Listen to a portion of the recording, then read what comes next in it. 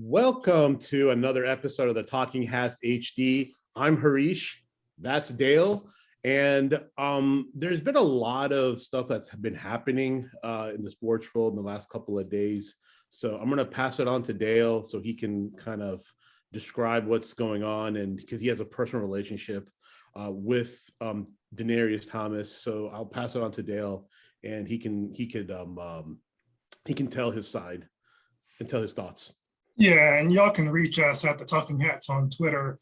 You can email us at the Talking Hats podcast at gmail.com, or you can shoot us a call, 720-735-2342.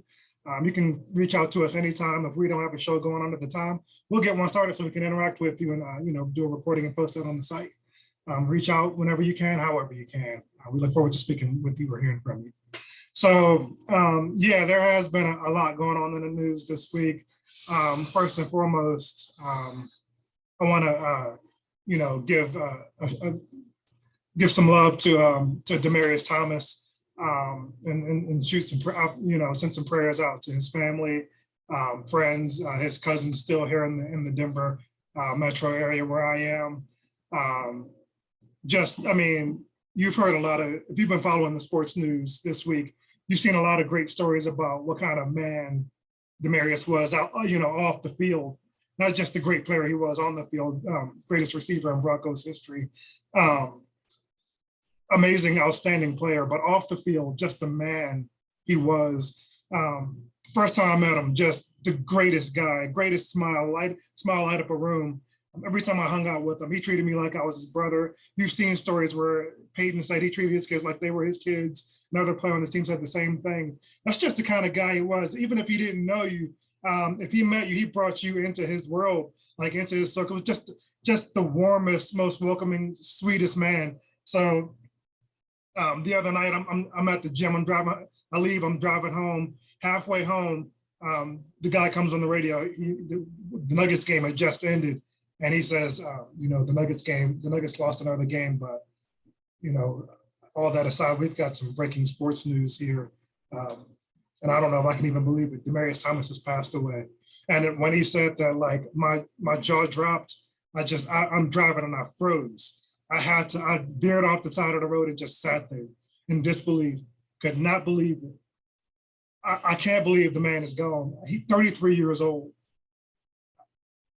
I thought about my brother who's around the same age. They played together. Like, it helped me be able to empathize and feel what his family must be going through. I was heartbroken in the moment, pulled off into some random apartment complex. I've never called a sports show in my life. I called the show. I told them, I heard what just happened. I was in disbelief. I told him, I told him what the man meant to me. I'm still sitting here. It's like when Kobe passed, I'm coming to grips with that. And like, this is going to be like that. I can't believe, and having known the man, like it's that like times 10. I see the highlights now and I look at it and I'm like, he's gone. Like, how is he gone? Like he retired this year. How is he gone? Mm-hmm. And it's going to be one of those things. It'll be hard for me for years to come to grips with that. I'm in disbelief. Mm-hmm. So, ditto every word that you said. It was a rough Friday. I mean, it was a very rough Friday morning for me as well. Like I got the tweet. I got a text message from a couple of my friends, and I don't want to say it. I just couldn't believe it. You know what I'm saying? Because sometimes people have all these fake news out there saying this might have happened or that might have, and the same thing with the Kobe situation. I was like, it can't be until we have to hear like a definite message. And when it got confirmed, it was just it's one of those things that I always remember his interview when he first came into the league, when he was showing where the house he grew up in and where he had to take care of his siblings, I think his parents. It's just that he was just a humble guy, and you don't see that like nowadays. Yeah, he was real, 100% yeah, he was real. just like the realest person, and And to have somebody go at a young age of 33, it kind of puts life in perspective, and you can't take it for granted.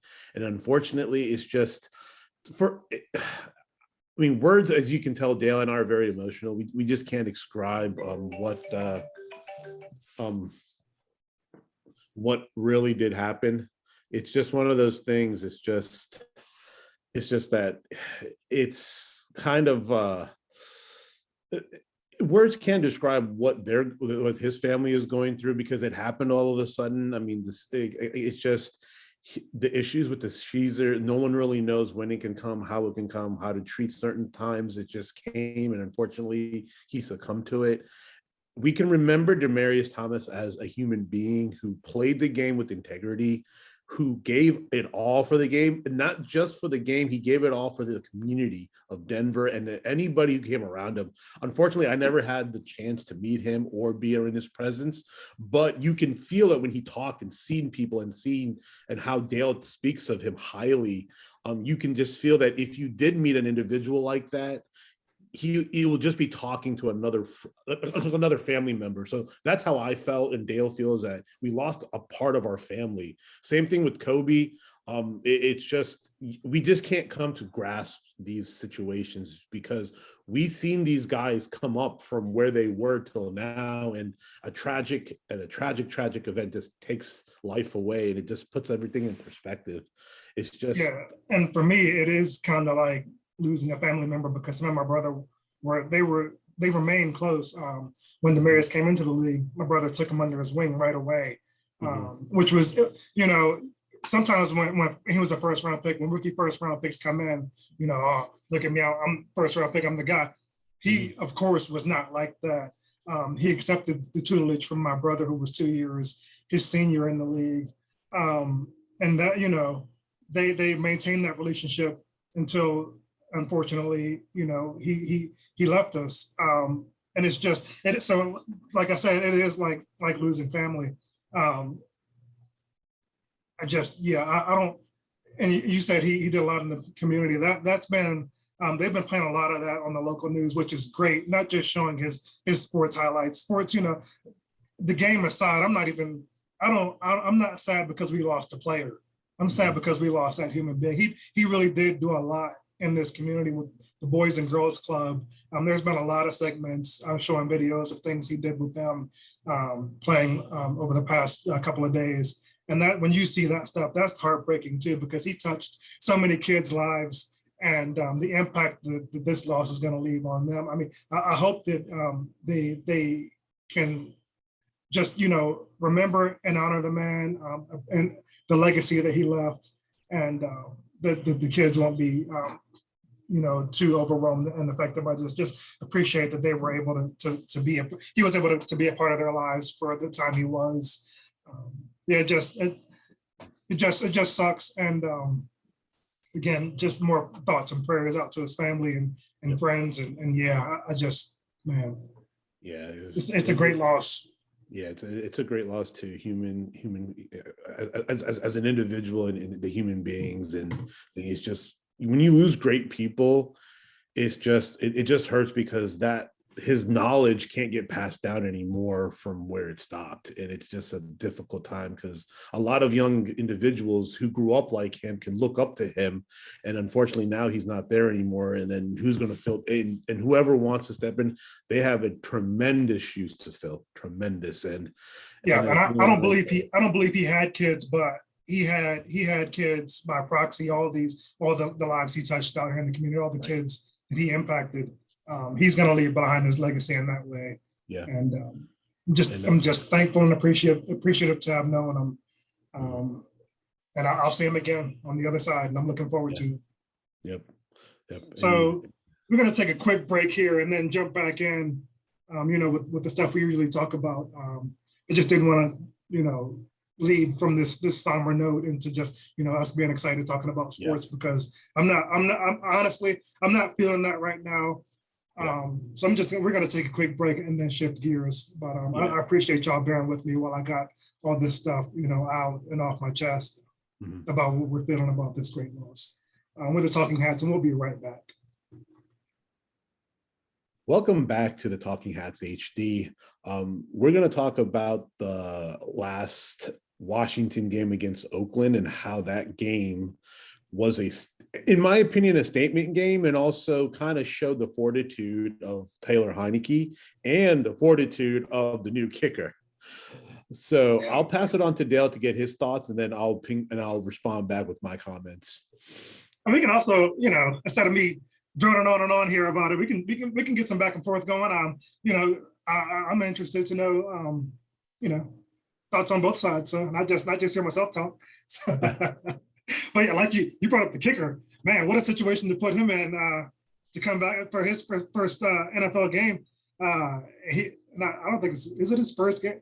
I know he was in camp with. It's not his first else. NFL game, but he got cut from the Bears, right? Man, this is a sports-based show. We should know that. I don't have to top of my head. I'm sorry.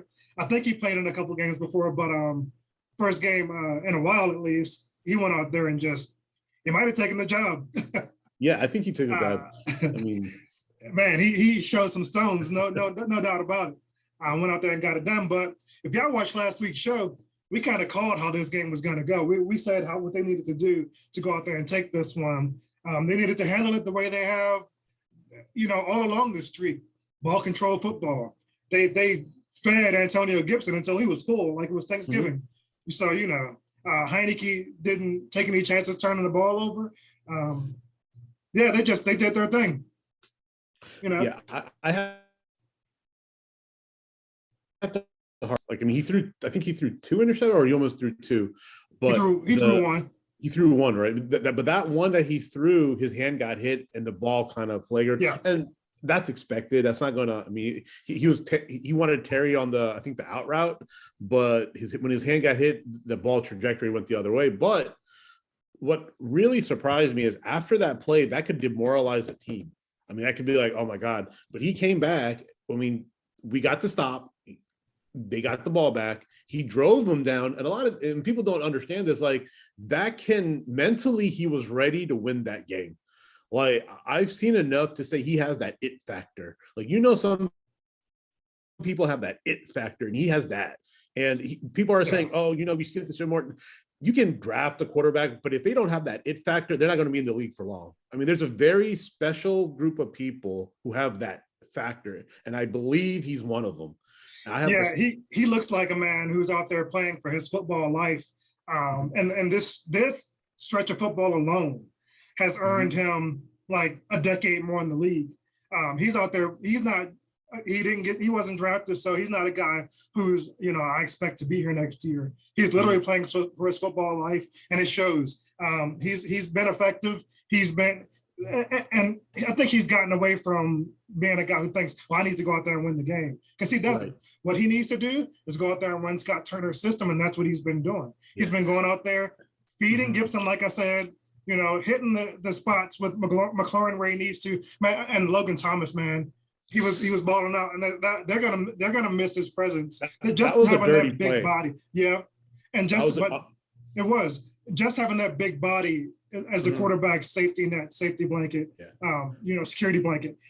That's going to be missed, and hopefully one of the backups, Seals Jones or. I like Bates. Bates is, he's shown some flashes. I don't think he has the ups like Logan Thomas, but he's a big body. Yeah. I don't. Did you ever see Logan Thomas when he was a QB at Virginia Tech? Yes, I did. Yeah, he had a freaking monster strong arm, but I guess just didn't kind of playing not in the league. But it's good that he was someone to switch positions. Didn't he start for a team? I think he started as a quarterback in the league. The Cardinals. Was the Cardinals? Yeah, the Cardinals drafted him as a quarterback, and then they're like, maybe he might be a tight end. And like I said, it's good that he was humble enough to go ahead and make that switch. Yeah. That's earned him a career in the league. That's true. Some guys I've been too proud to make that switch, and they're out of the league. So Right, and tight ends now. They're a crucial part of any offense nowadays. And I just wanted to bring up a fact that I have to pick a bone with Scott Turner a little bit. When they went down and drove and got that first touchdown, they did what they had to do. They ran the ball, the play action, and they kind of got the defense on their tippy toes. I'm not saying that the Raiders defense played a hell of a game. They played an okay defensive thing, but I think we need to take more advantage of a weakness in a defense, then and stop doing all these cutesy plays with trying to do, a shovel pass here or kind of run towards the middle. I mean, I think if they want to run towards between the tackles, Antonio Gibson can do it. But I think if you're going to do all these cutesy plays, it's not going to work. And then they kind of realized towards the end of the game, that's what they needed to do is ground and pound and control clock. That's what they've been doing. But I said a 2-score game, but I expected them to win, but not like that. Like I really did. I thought they could have came back in the second half and kind of turned on the little bit of the offensive prowess a little bit, try to take advantage of the middle a little bit more than they did. But you can't argue with the results, but I was I was still upset by the way they ran that offense. It was just too. I just think they just need to stick to what they know and not do anything outside of that. And people say, oh, they did the same thing. I'm like, no, they didn't. they threw a little bit more wrinkles in there, and the Raiders kind of caught on to that, and they stopped them every time they try to do these cutesy stuff. And when they started pounding the ball, I mean, they got the yards they needed. But maybe I'm looking at it from a different perspective. But no, I don't disagree. I think overall, though, the game plan was pretty conservative, and I think that Turner knows with the way the defense is playing at an elite level right now. And I think he realizes that with the defense playing the way it is, all they need to do as an offense is just not go out there and make mistakes. They don't need to light up the scoreboard. And first of all, they don't have the pieces to do that. They need to control the game, keep it close. And then at the end, Heineke can, if needed, Heineke can do something to pull it out. He's shown pretty much from last year in Tampa that he's the kind of guy that if they need it at the end, with his legs and his moxie. You said he has that it. Just with those aspects of his game, if they need it, he can go out there and drive them down the field and make something happen at the end. But overall, the game plan to me is just keep the game close. And the defense is going to keep it close on their end. So and that's how they've won all these games, and that's how they're going to win this week. Switching gears over to Dallas. We're gonna get into this one here. Same as I keep saying it every week, same game plan. Go out because Dallas has the weapons to blow a game wide open. Even with Dak's struggles, they have receivers on the outside. I don't know if Pollard's going to play this game. If Pollard's out, that's going to have a huge impact on their run game because Zeke is not healthy. So same game plan this week. Ball control on offense, keep it close on defense, and then pull it out at the end. And I think they will win. And take the driver's seat in the division. I think what they need to do is don't make the game bigger than what you need to make it to be. And what I'm saying that is it's Dallas week, and what Mike McCarthy was saying about, oh, we're going to go in there and win, pretty much saying we don't care. And I'm like, yeah, you shouldn't be saying certain things like that. Don't let the emotions take control. Play with the emotion, but don't play without those kind of things in your head. Don't let it be a distraction, because those kind of words can get you off your game plan very quickly because you just want to go out and go behind it. I'm going to go play up. But as we stated beforehand, just run the ball, because against good defenses, they've put up a pretty good number of rush yards against them. And I believe the only scary thing is Dallas got their 3 pass rushers back. So you may have, without McKissick, it's going to be difficult. I'm going to say it right now. It's going to be very difficult without McKissick. If McKissick plays, it alleviates a lot of tension. I read somewhere right now they signed a fullback, so I don't know if that's there to protect, to protect Heineke in a situation where they're having an extra edge rusher come off, and they can run Gibson towards the lateral side of the ball, or just do a screen pass with Gibson. He used to be a college receiver, so maybe strategically use him, but I don't think you should use him so much that he gets kind of tired out throughout the game, or even use Peterson that came off the bench. But I would say this, the defense needs to play very, very, very well, in the sense that they need to shut down those receivers some way. I mean, if they can get field goals, I'm happy with the field goal at the end of the day, because we have a field goal kicker. So J.D. McKissick might play. He's questionable right now. He practiced yesterday, so he may return to the field. With a questionable tag, I think he's going to be out there. Because Landon Collins also returned to practice, which is great. Yeah. His presence has been felt these past few weeks with the position change. So they need him out there. But you know what though? I like the kind of defense they're playing. Have him the hybrid, like no doubt about it. Like to have that switch to change your scheme up, to have him play like not a middle linebacker position, but a hybrid like strong safety middle. He's like a rover. Virginia Yeah. Tech, when Eddie was there, the defense they played, they had a rover. Like that was their scheme. And so now Washington has switched to that. And I think the only reason they didn't start that way is because he didn't want to do it. He didn't want to be classified as a linebacker. But with him accepting the role, look at the change in the defense. Imagine if they did this when Chase was healthy, when Montez was healthy. Oh my God. Like, like it. But people have also said that the defense wasn't playing well with those guys out there because they don't stay in their lanes. They were like getting too wide, and that opened up the game things for the run game. Yep. So, but the thing is that's just growing pains, because I think the hype got to their heads. Now they're playing like, okay, screw the hype. They got humble. Yeah, be humble. And that's what John Allen was saying from the beginning. Like, we can't let that noise infiltrate our locker room. And it did for the past 6 games. It did, and it showed. They didn't play well. Now they're playing well enough to win these games. And with that defensive switch scheme, like, there's nothing wrong in being a hybrid player. Like, I think Landon Collins finally understood that his role is to stop the run if it needs to get, because he's the last line of defense, and he's an amazing tackler. If you don't tackle well, you can't play in the rover position. You just can't. They'll put you at a strong safety or a free safety. But now he can play both ways. Because he can backtrack too. If it's a fake play, he can. If it's like a play action, he can roll back and cover a receiver on the back end or towards the post. But see, they took him out of that coverage role because he was getting burned on every deep play they gave up early in the season was against him. So they took him out. They took that out of his game, which is great. Where he's best is filling the box. That's where he's played the best, and that's what's really helped this team out. And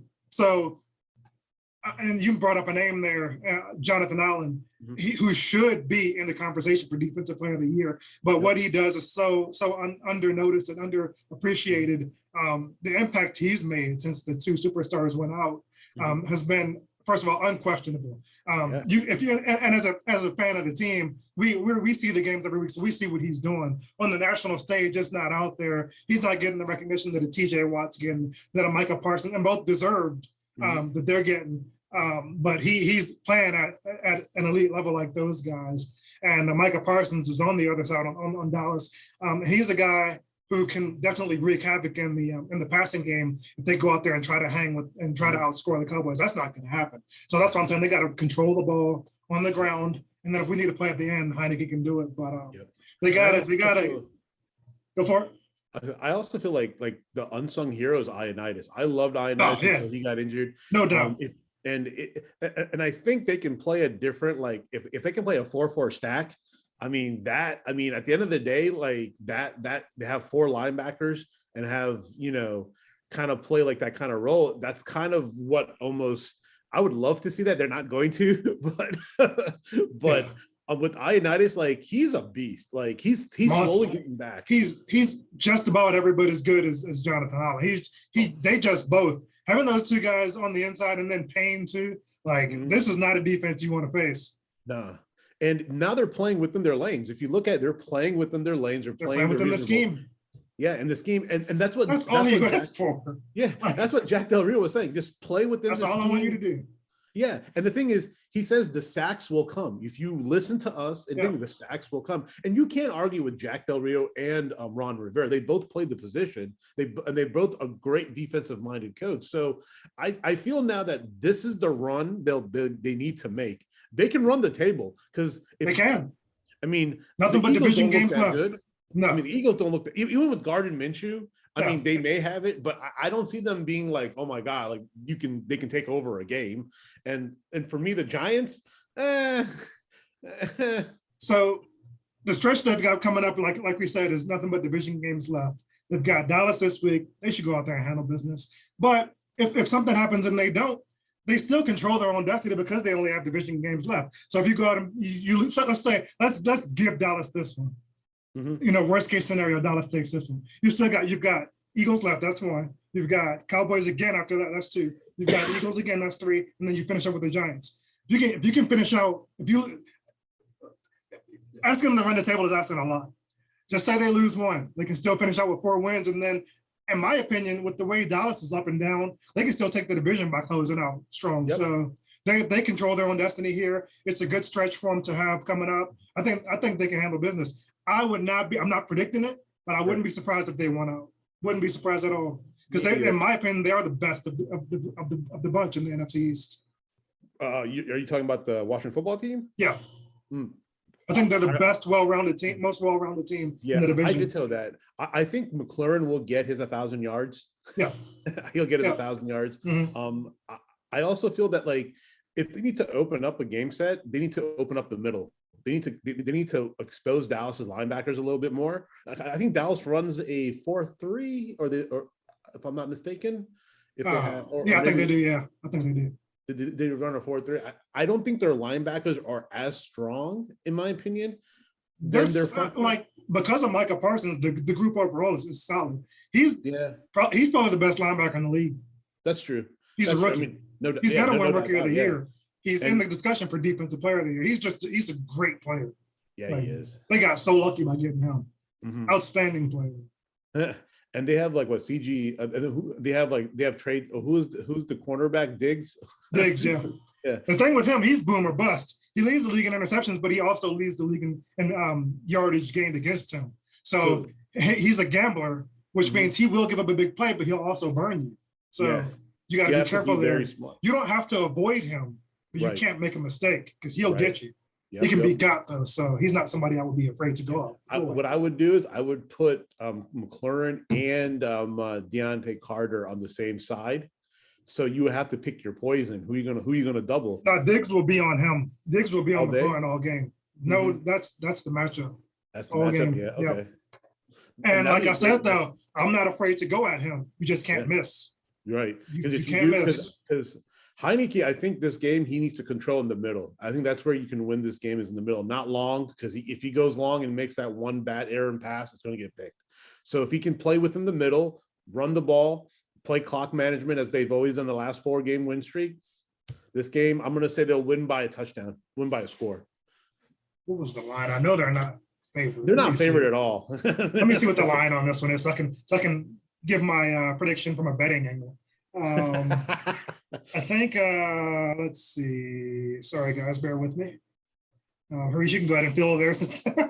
Oh, no. I mean, it's one of those things where, like, this game can go either way. So, man, I might really put some money on this, because the Cowboys are favored by 4.5.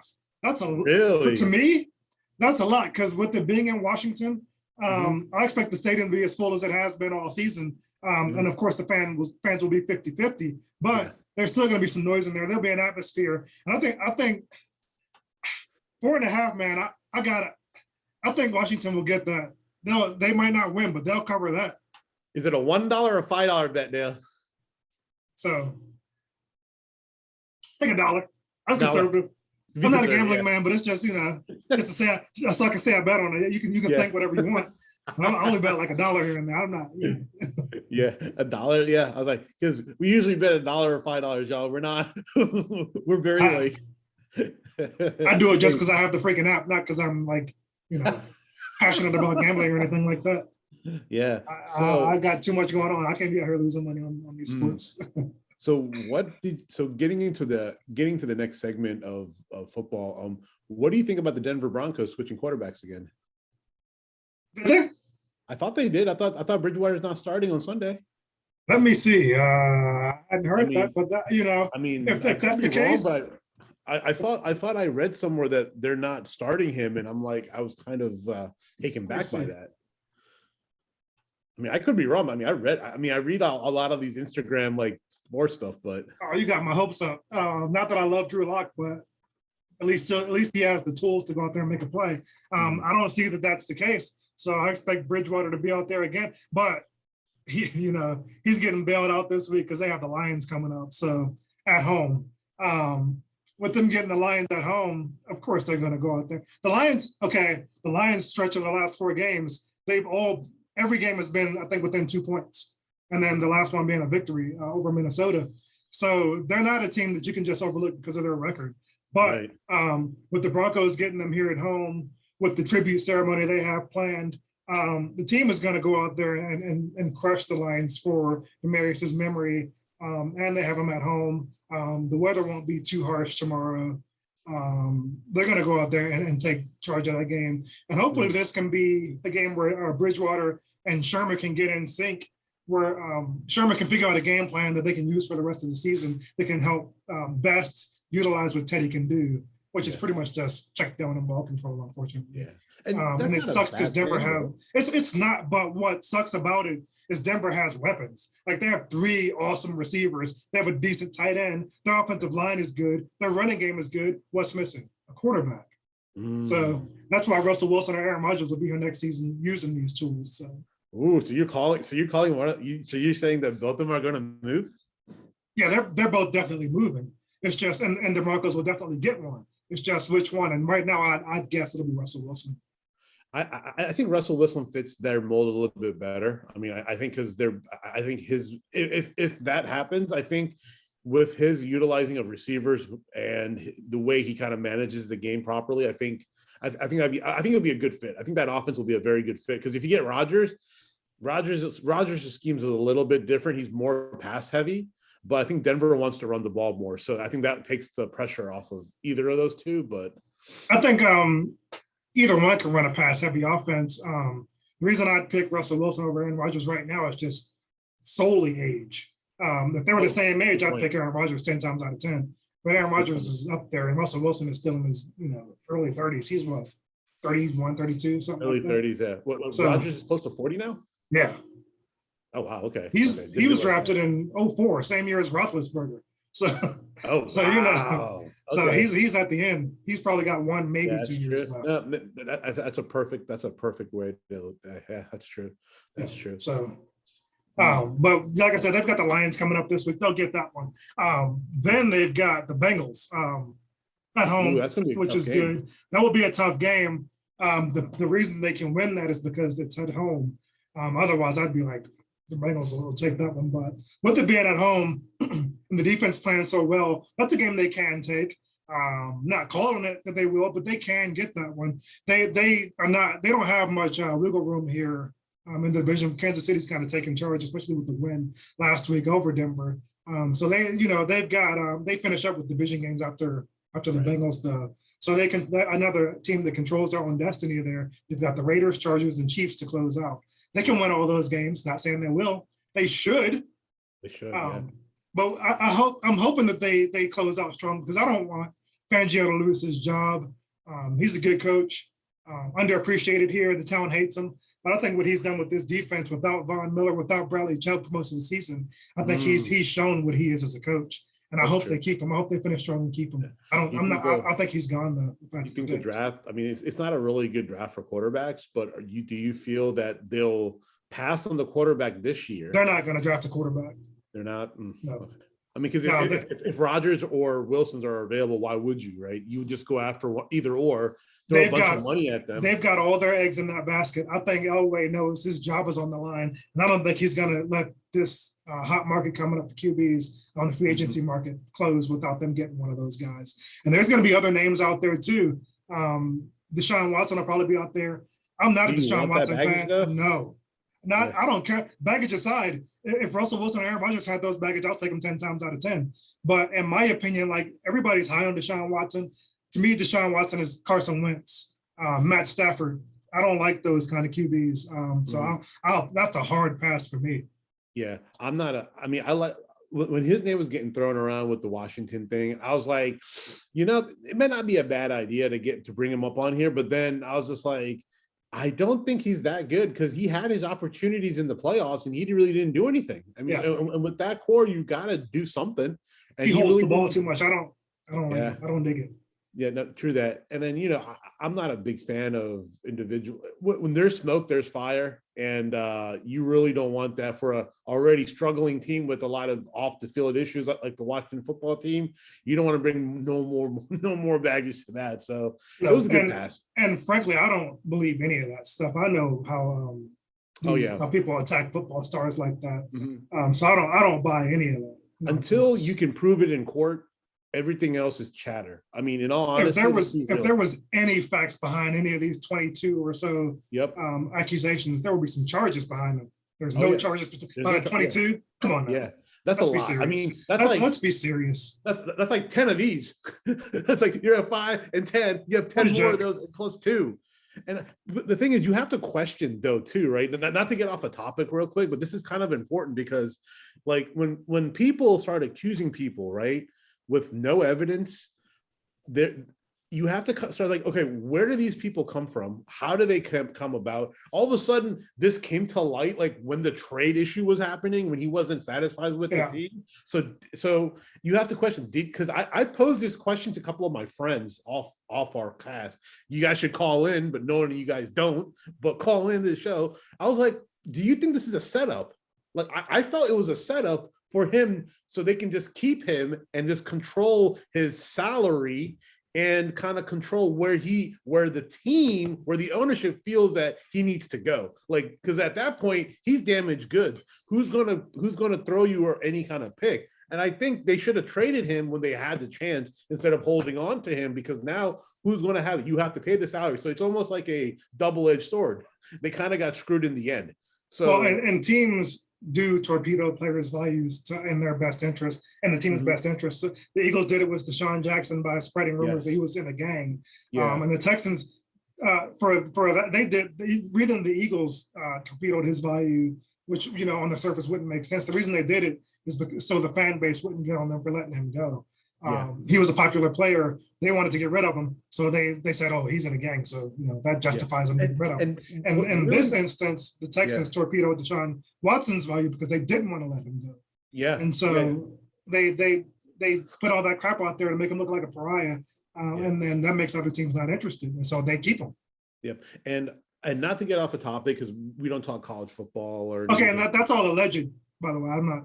Yeah, it's all allegedly. We're not saying anything. Yeah. What really? So if you haven't heard the news yet, Brian Kelly is now the new LSU head coach of Baton Rouge, Louisiana. I love Louisiana, but what really upsets me, and Dale knows this about me, I don't like people who are two-faced. I don't like people who are fake. Brian Kelly is fake. You can't. When he got introduced to Notre Dame. No, it's not allegedly. It's not allegedly. You can hear it in his voice.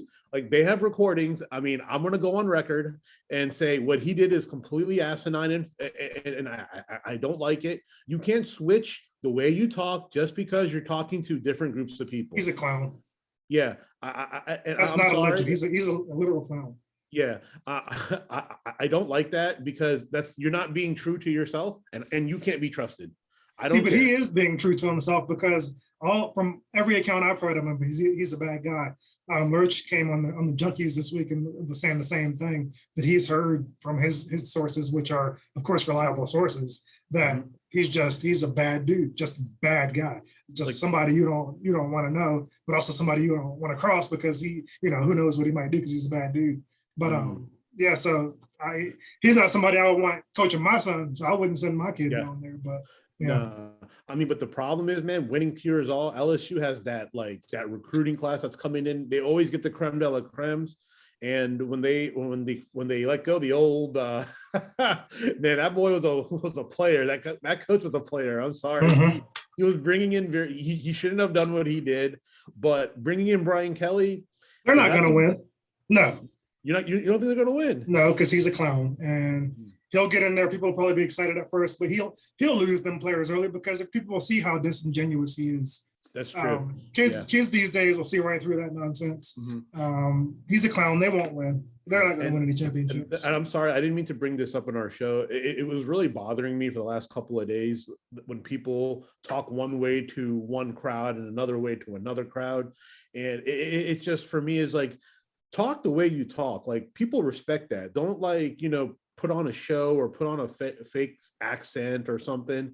Just be who you are, and then show what your personality is. Even if you have a quirky personality, people would love that more than to see a fake side of yourself. Sorry, excuse me, I didn't want to cuss, but it came out. Your fake side of you. So it's just like, I think they'll win the first year because all the hype is there. They'll win the first year because everybody's, oh, Brian Kelly. Wait till year 2 when They're things still in start. the SEC. I don't see much success for them. I think they'll be no better than they have been. But Orgeron, he had them successful, so I think they'll probably maintain the same level. But I don't see him taking them over the top by any means. I don't think he will be a Les Miles or even a Saban before Saban went to Alabama. But if they're trying to rebuild LSU at the top, it's going to be a long ride.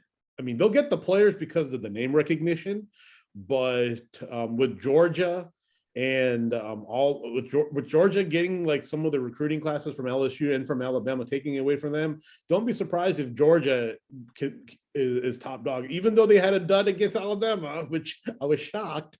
But it just happens, and that's football. Sorry, I didn't mean to talk all college football. That was bothering me, and I had to get it off my chest. And I'm better now. Sorry. And we can talk about whatever we want. It's our show. That is also true. It just bothers me when people are just do that. It just because you're looking at college kids, right? And you have to mold men, and that's not an individual who I would run through a brick wall for. I just can't, and I'm sorry for that. I'm not going to apologize to anything, but I don't see him rah-rahing me to run through a brick wall for him. So agreed, and I wouldn't want him molding my son either. Yeah. So transitioning into basketball, the Wizards slide the honeymoon is over, folks. The honeymoon is over. What we spoke about last week is coming true. We don't know how this team is gelling, and I don't think they're gelling the right way. So we have a conversation to put out there, maybe almost like a poll. Is it time to shake up the Wizards now before the trade deadline and get players that can be kind of dominant in the system that they're running? I would say I disagree in the sense that they shouldn't let go Beal because he's the kind of the heart and soul. When you let that go, things fall apart. But you could move a Davis. You could move maybe a Thomas Bryant and get somebody a little bit better. See, the problem with Thomas Bryant is he hasn't played, so nobody is going to be interested in picking up that piece. If he were healthy and playing, maybe. But then maybe the team would be struggling. Didn't play that much in Chicago, and people took a chance on him, right? We took a chance on him, and he didn't have injury concerns though. Bryant has injury concerns, and as a big man with lower body injuries, teams are going to be hesitant to jump into that fray. But what do you feel that the piece needs to be? People were throwing out the name Sabonis and from Indiana. Do you feel that a trade with them to get Sabonis will make this team any better than it is now? Well, I told you, we've been talking about this throughout the week, that for me, if I could get Sabonis, any player is on the table for Sabonis. Because Bradley Beal, he has 1 year after the season left in his contract, and then he's got to command a $200 million deal. So with that being the case, and him being, he's not old by any means, but with him getting up there in age, let me confirm his age real quick. I think he's 28 or 29. Yeah, I think he's 2 years younger than John Wall. So if John Wall's like 30 something, I think you're right. He's 28. Yeah, I think he's 28. The bonus is 25. And he has 3 years left on his contract. So for me, I would do whatever it took to get Sabonis on this team. He's a double-double machine with triple-double case capabilities. He's everybody's as crafty a player as his dad was. He has dog in him. He's a big guy. He can shoot, he can pass. I mean, he can do it all. And he's young. I love it. I love him as a player. I always have. Even when he was in OKC, I like him. For me, everybody's on the table to get him. But I don't think it's realistic. I don't think they pull the trigger on moving Beal or anything like that. But I'm saying I would. If you would, right?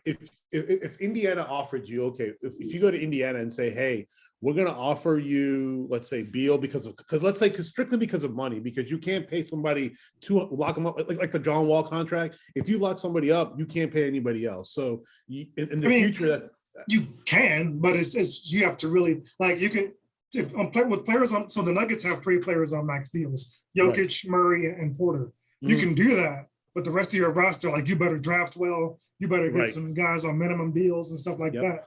And so it really puts a lot of pressure on the GM to make those right moves. So they can do it, but will they do it? Will they do it? So knowing Tommy Shepard and the way, and I kind of see how he operates, he doesn't want max player deals because he doesn't want to be in a situation where money brings a factor in not signing bench players to starters. He wants to have not spread the wealth, but kind of what is that? What I want to say? Kind of like make sure it's a team friendly deals more often than a player friendly deal. So if he needed to pull the trigger to trade Beal to Indiana, I think he'll do it if the opportunity arises. But I think he won't do it is because he doesn't want to trade a heart and soul of the team to Indiana, but he may give up some other players and some cash and a draft pick to get Sabonis. But see, the thing with that is, and this is another thing we brought up in our discussions, is you have to make the salaries work. And I think Sabonis is probably making around, just throwing a guess out there, 20-ish. Right. So if you're trading Beal, or if you trade, so let me, because that actually is a big factor in what Sabonis is making. Let me look that up. Because to make the salaries work, you got to play around with that. And there was like a trade generator that I was playing around with. I can't remember what I did in it to make that trade work. Sabonis he's on a 4-year, $77 million deal. Okay.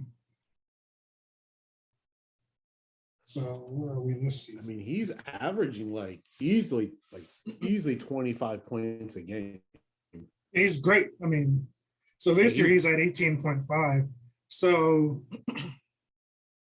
I guess they could probably give up some pieces outside of Beal to make that work. The problem is I don't think the Pacers would do that. Oh no. They probably want a number one. I think if they move a guy like him, I don't even think they do it for a pick and cash and stuff. I think they want Beal in return. But for them to do that, they'd have to give us Miles Turner and Sabonis because you had to match those salaries. And if they did that, I'm all in. Miles Turner leads the league in blocks. He can shoot. He's an outstanding player. His attitude isn't always the best, but if they could get Turner and Sabonis somehow for Beal, this is a championship team. So that's a dream. That's a dream, but I don't see that playing out. I don't see that either. I think they may move Bertans. I mean, he is struggling a little bit.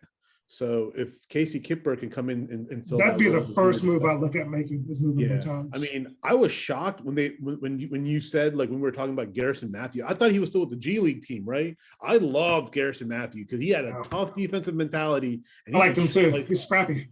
Yeah, and the thing is, I disagree with you on one point. They could have still kept Kispert and Matthews on the same thing because they can probably rotate him in and out when they needed fresh bodies. But I don't think they would have drafted that position to happen because they're already deep at that position. So I think if they still had Matthews, I don't think they would have drafted there too, with them having Bertans, with them having Rui, with them having Rui's not Kispert. They would have had Matthews, and, all those guys at that same spot. I'm just waiting for Rui to come back because when Rui comes back, this team changes completely because that mid-range game is all he does is shoot. They were calling him a mini Kawhi Leonard when they drafted him. Yeah, and I said that same thing. His game reminded me of Kawhi when they picked him. It hasn't really developed that way. I guess I don't know why. Maybe usage. Kawhi had a big role with the Spurs when he came in, and Rui hasn't really had that type of role with this team. With the Japan team in the Olympics, though, he was the guy, and he was out there scoring 30 points a game. So he can be that kind of player. He just has to be given that kind of role. And with Beal, he's not going to be the guy on this team. So, well, he doesn't have to be the guy, right? He can just be this. Because the thing is, I think with this system, it fits him better because he can. Because there's nobody in the mid-range game that they have that can shoot. They don't go to the mid-range. They mostly kind of rely upon the three, which I'm kind of looking at him maybe we should not do that anymore because we're not hitting him. I think we have to do a strategic 3-pointers. Instead of taking threes all the time, because as the old saying goes, you live by the three, you can also die by the three. So if they can come inside the 15-foot range, that's an easier shot to make than trying to make them 15 foot out. Maybe it's just the way I'm thinking. Maybe I'm just a different, like, kind of methodology, but No, I think what he brings to the table on both ends of the floor will really help this team out. So really looking forward to him getting back on the floor. I think, they had a recent 3-game slide where they lost to the Cavs, the Yeah. Raptors, and then the Pacers all in a row. You called it, though. You called it. You Yeah. said, because I thought they would at least like win it. 2 games. At least 2 games they could have won, Yeah. but they just imploded. Yeah, and then they came out and ended the slide by beating the Pistons, but that was a tough game to the end, and Kuzma had to hit that game-winning shot. So the thing that worries me the most in their recent struggles is Dinwiddie's struggles. Like, I thought he would be the second fiddle to Bradley Beal, and it was that way early on, but something's wrong, man. I don't know what it is. I don't know what's going on with him. I don't know. I said before, I don't know. Maybe mental, maybe physical, though, with coming off the ACL. Maybe he needs a rest. I don't know what's going on, but his inconsistent play, I think, is harming the team. Yeah. So I don't know what's going on with that. I don't know how to fix it. You can see it too, man. Like, it's very frustrating because he can drop 20 points on a drop of a dime. He can drop 20, and he's just not doing it. I don't know if something's wrong. Is he thinking I have to pass first or not? Like, and I think you're right. I think it is his knee. I don't think his knee is fully healed, because if it was fully healed, the cuts that he's making, because if you look at the way he's coming up the court, it's not like he comes up normally, but when he's trying to cut into the lane or something, you could see a little bit of a hesitant move on him. He looks a little sluggish. So yeah. You think he may have maybe we might have over-rested him? Like, that could be an issue as well, like over-rest. Like, how he didn't play for, I think, 2 games back to back, and then they rested him. Yeah, he didn't play in the Pacers game and they lost that. So maybe his inconsistent play is due to inconsistent playing. Maybe he needs to be out there every night, whether it's a back-to-back or not. Like I said, I don't know what the fix is. Maybe that's it. Maybe, but they've got the Jazz coming up tonight, and at home. So we have a special thing for you, right? Because Dale is going to be at the Denver Arena on the 13th to watch the Denver Nuggets play. They're playing the Wizards, right? Yeah.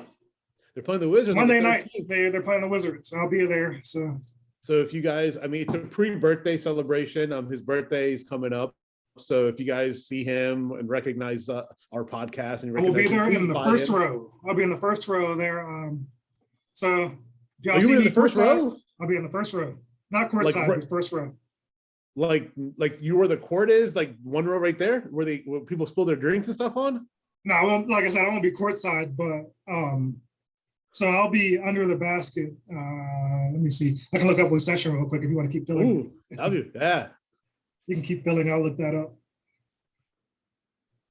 Will you get there by pregame and all that stuff too, or no? Will I? Yeah. Yeah, I'll be there early because I'll get off work at 4:30, and then I'm heading right downtown. The game is at gosh, is that 7 here? That's 7 here. That's great because I'm going right downtown. That'll give me 2 hours to go around to the bars, maybe get a drink, and then head down to the arena. Dude, I was thinking we should make our t-shirts, like a t-shirt or a hoodie, and then just like kind of like have like advertisement that way. See, dude, I don't think there will be enough time to get it in time for the game, but there's, yeah, dang. Well, I was just thinking we just make our own, just like get an iron, old school. Well, we'll have a sign, so maybe I can put it on the sign. Yeah. Put our Twitter or something on there. Oh, that'd be really good. Yeah, but I'll be there in the first row. I forget the section. I'll look that up, and we can keep going, and then I'll find it, and I'll put that out there too. So if anybody's at the game, if anybody wants to come up and say happy pre-birthday, buy my boy a beer, buy my cousin a beer, it'd be much appreciated because I can't be there and I can't buy him a beer over here. But when he definitely comes here, we're going to party. I'll tell you that right now. We'll party. Yep.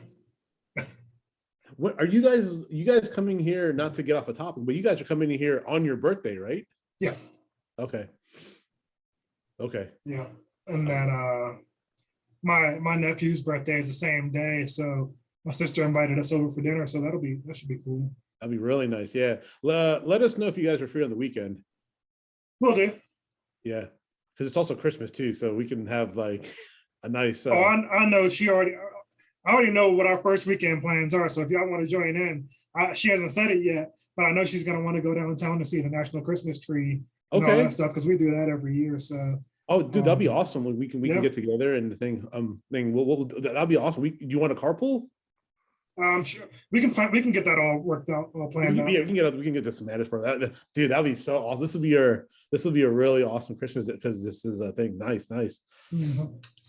I can't get my section right now, but I can't pull it out. The tickets are very deep in my email. But anyway, if you see Dale Royal at the game, please buy him a beer. You can't miss him. All right, you can't miss my thing. I'll be there wearing my hat. So yeah, so please buy him a beer and then say you guys enjoyed your show, and please do. And also, please subscribe. We do have a little small button icon. Section 110, row 1. Ooh, seats 1 and 2. Good seats. Those are really good seats. Yeah, so it'll be under one of the baskets. Section 110 is under one of the baskets. It'll be in the first row. Hopefully, we get on TV. Oh, you'll definitely be on TV, man. You'll definitely be on TV. Okay, like make sure if you have a poster, hold it up really high. We will have a poster. She already bought the poster board. So. Oh, did she really? Nice. Yeah, so we'll have something on the side. I don't know what, but it'll be something. I'll put the talking hats on there too soon. Very awesome. But the Nuggets upcoming stretch, we mentioned the Wizards. They've got let's see. I'm gonna be truthful, man. Like I'm kind of worried about this team though, because the thing is, it's like a hodgepodge of up. Is it going to be the team that's going to blow the doors off, or is it going to be the team that's going to struggle against teams that they should beat? Who's that? The Nuggets? It's both the Nuggets and the Wizards. Yeah, they're both two teams that are hard to figure out. The Nuggets have the best player in the league, so they can go out there and beat anybody any night due to that one fact. But the rest of their team is filled with solid but inconsistent players, so you never know what you're going to get out of the rest of the guys. With Jokic, you know you're going to get at least a double-double every night, sometimes a triple-double, so you can count on that. It's just, are you going to get a big game out of Will Barton? Are you going to get a big game out of Monte Morris? Are you going to get a solid game out of Aaron Gordon? I mean, you don't do the rest of the guys, you just never know what you're going to get. Tonight, they've got the Spurs in San Antonio. They just lost to them in San Antonio Thursday night. So they'll get revenge tonight. They'll win that game. The game the other night, they lost by 12, but it was closer than the score. And then they have the Wizards, as we mentioned. Then they have the Timberwolves coming up at home. They can get back on track with this stretch coming up. I think I predicted before they'll beat Washington just because of Jokic. That's nothing against the Wizards. It's just Jokic will be too much inside. He'll probably drop 40. You got to call a spade when you see it. Like certain teams can beat this team. It's not going to happen. So the Denver Nuggets are very. I said they can go to the Western Conference Finals. Okay, they have that kind of caliber. So if the stars align on your birthday, bro, they're not. It's going to be a long night for the Wizards. Long night. Yeah, and I'll be there rooting for both teams. I think the Wizards, the Nuggets need it more because their record is worse. The Wizards are still 5th place in the East. The Nuggets are not. I think the Nuggets are in 8th right now, maybe 9th. Yeah, but in the West. So, do you think the season's too early, or is it just like now they need to like tighten up the bolts for the Denver Nuggets and kind of like okay, guys, like in the West, every game counts because it's such a competitive division. In the East, the Wizards can go on a slide and still end up in the race. So the Nuggets, they can't afford to drop any. So. Especially with them not being healthy, with Porter being out, he's going to be out for the rest of the season. He's not. I know he's not coming back.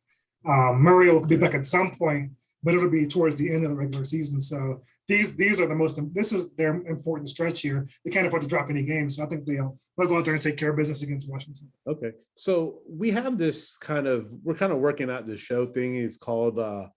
It's kind of based off of like the HD TV. I watch HGTV here and there, just for DIY stuff, just guy stuff. I watch. There's a show called Love It or List It. So I want to throw this out there instead of HGTV, HDTV, Love It or List It. Just throw some topics out there and see what we think about them. Mm-hmm. Do we love the idea? Will we go for this, or will we list it? Like, would you list that property? Are you going to sell? You selling the idea? Kind of like Buy or Sell on ESPN, that show. Yeah. But it's our version, Love It or List It. So the HD style version. Yeah, that's right. So talking as HD style. Where do you want to start? Where do you want to begin? You want to begin with Beal, or do you want to begin with? Let's begin with. How about this? Let's begin with the Washington football team in Dallas. Love it Well, list it? will WFT sweep Dallas and win the division? Yes. I love it. I think Okay. they will. Like I said earlier in the show, I think, on paper, in my opinion, they're the most well-rounded team in the division. From just offensively, they do what needs to be done. They're not going to outscore anybody. The defense holds games close. I think that formula has been the recipe for success for them. I think they'll keep that going, and I love it. Okay. I love the idea as well. I'm just gonna keep this short. I agree with Dale, and let's move on to the next topic. How about the Denver Nuggets? How about the Denver Nuggets getting to 5th place in the next month or so? That's not going to happen. I think they'll probably end up around the 8th seed in the West, Okay. 7th or 8th. But they will make this team is not going to miss the playoffs, but they won't make it that high out. The division, the West is just too competitive. Gotcha. How about we never touched on this, but the Washington. You didn't answer that. I didn't. I'll say listed as well, because I mean, going from 8th to 5th is a pretty tall task to do. Within a month, no, because you have a lot of games, as you say, the West is competitive. I don't see them making. I see them making the seventh place in the playoffs. I'll say this is the 7th seed. I think they fit the 7th seed better. It gives them a better opportunity to go further through the 7th seed instead of the top 5. Sounds good. Yeah. How about the Washington Capitals? We never touched on the Capitals, but that's going to be a new kind of segment leading in, starting from our next episode on.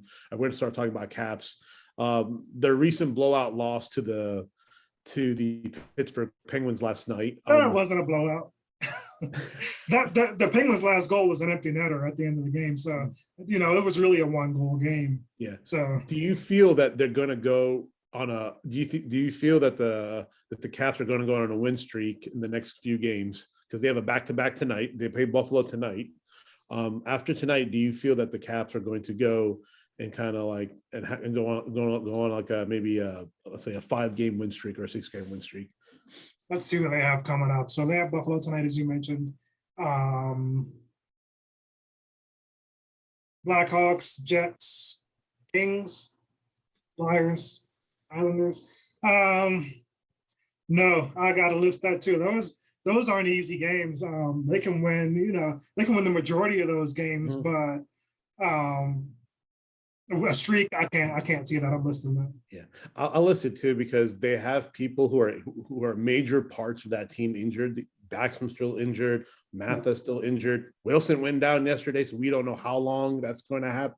That's going to take. So that win streak, maybe they'll go 50%. They'll win half those games. The Islanders are a very tough team. The Jets, surprisingly, they play the Caps really well. And without I'm not worried about Buffalo.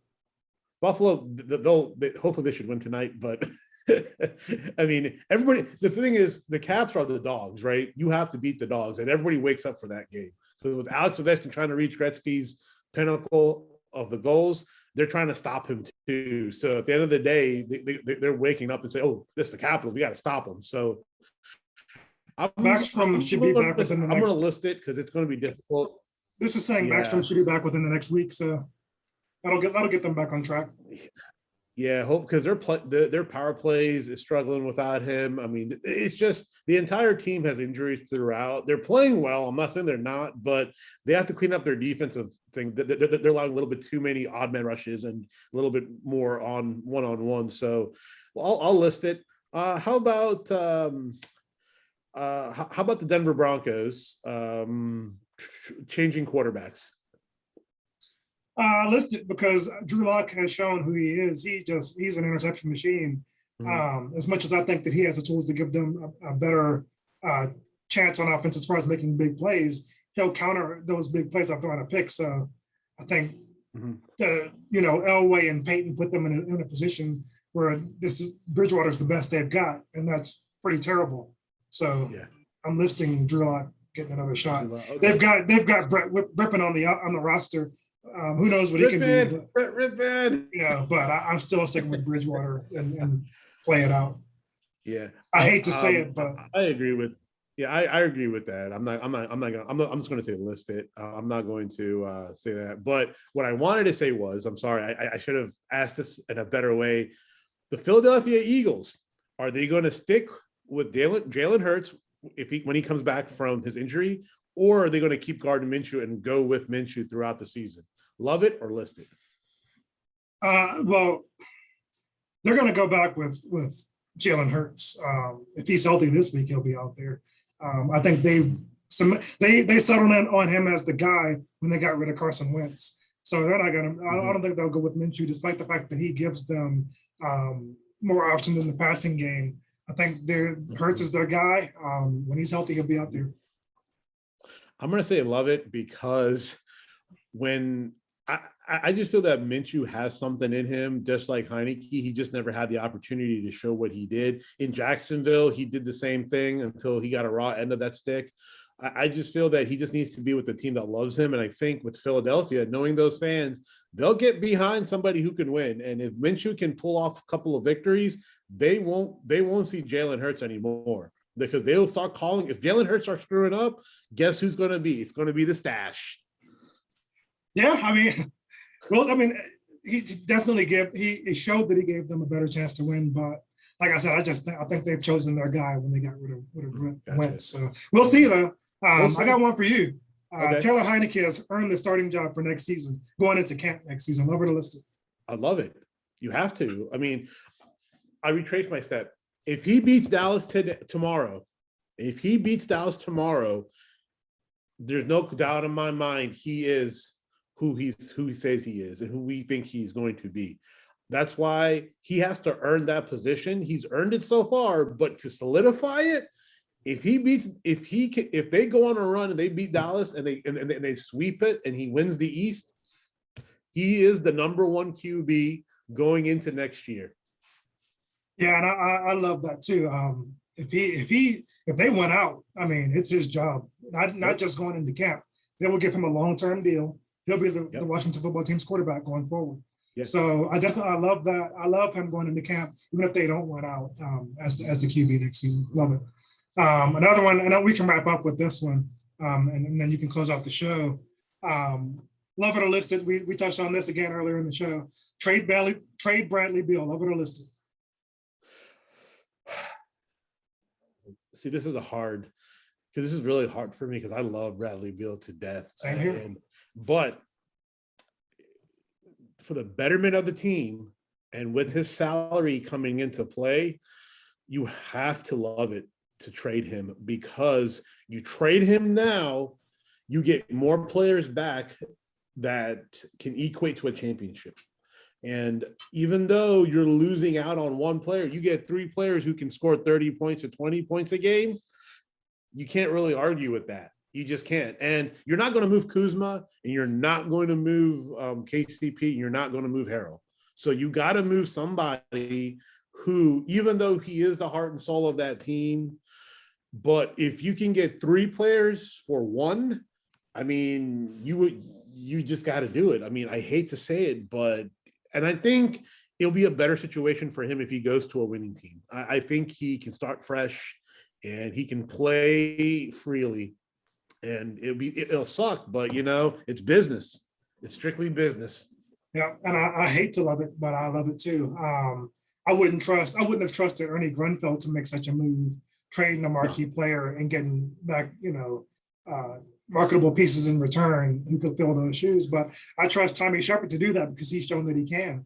I think if he made such a move, then we would give back pieces in return to even things out and even make the team better. So I love it. I think they need to do it. And it's still early, so I hate to want to blow up the team at this point. But like I said, it's just something is wrong. They're losing the teams they shouldn't lose to with this sort of talent. So if I could make a move now and avoid having to dish out that $200 million after next season, then I would do it and hopefully get back in return pieces to make the team better. Yeah. So just like I just want to end on one note before.